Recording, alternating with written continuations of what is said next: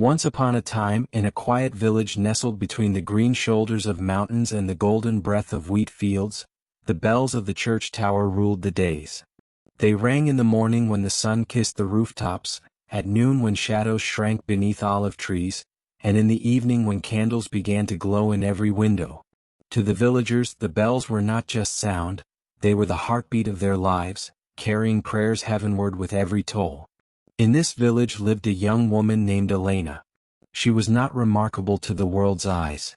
Her hair was dark and often tied in a simple braid, her hands rough from tending the family's small garden, her dresses plain and mended many times.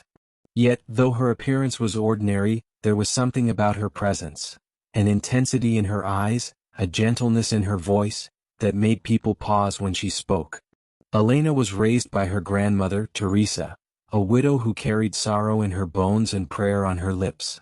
Teresa had been a woman of fire in her youth, but life had broken her many times, first with poverty, then with the loss of her husband, then with the death of 3 children. Yet none of these storms drowned her faith. Instead they forged it. Each night, Elena watched her grandmother kneel before the small wooden crucifix on their wall, whispering her rosary with tears streaming silently down her cheeks. When Elena asked why she prayed with such sorrow, Teresa only smiled faintly and said, "Because prayer turns wounds into gold, child. And God will weigh that gold when we stand before Him." It was Teresa who taught Elena the meaning of holiness, not as perfection but as fidelity. You may stumble, Elena, you may fall, but every time you rise and say yes to God again, you grow closer to Him. That is the path of a saint. These words rooted themselves deep in Elena's heart, and as she grew, she tried to live them. But the path of sainthood was never smooth. Temptations and trials came like storms, and each storm asked her, "Will you still say yes?" Elena was barely 17 when the first great trial came. Her family's crops failed that summer, the earth cracking dry under a merciless sun.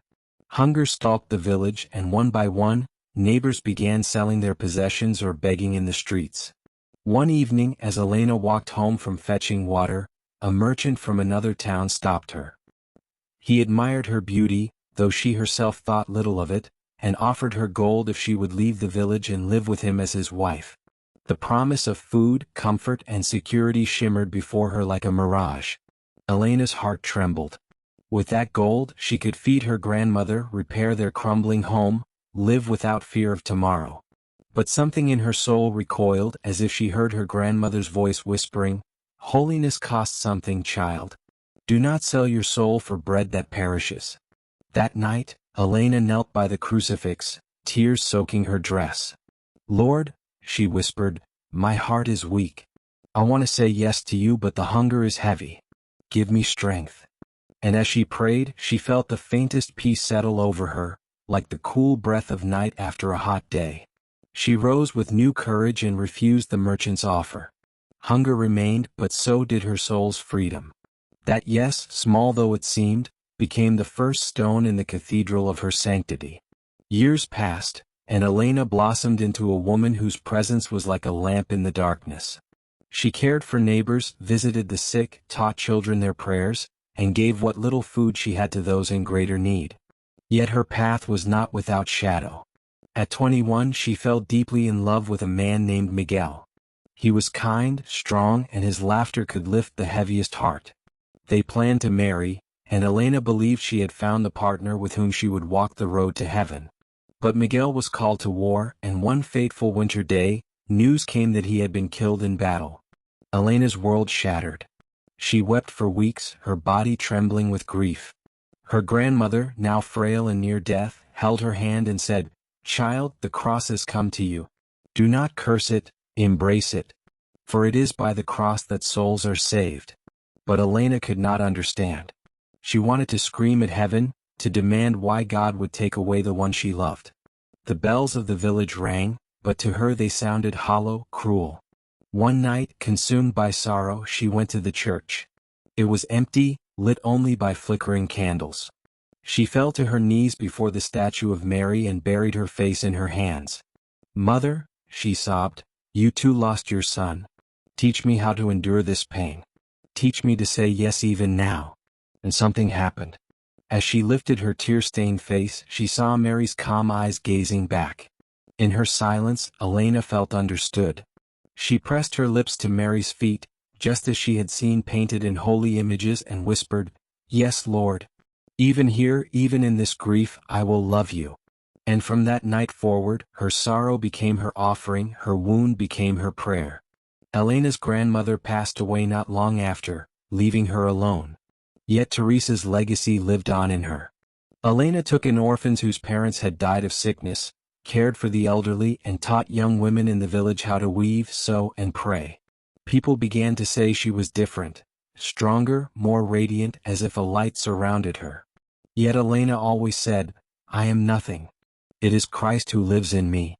But Satan does not easily let go of souls bound for heaven. A new temptation soon arose.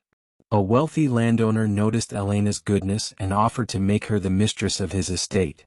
"You will never want for anything," he said, "and you can use my wealth to do even more good for the poor." His words stirred confusion in Elena's heart. Was this perhaps God's will? Could she not serve him better with riches at her disposal? That night, she dreamed of Christ on the cross, his eyes gazing into hers. He said nothing, but his silence spoke louder than any words. "Would you trade me for gold? Would you place your trust in wealth when I have given you myself?" She woke trembling, and once more she chose her yes. "I am yours alone, Lord.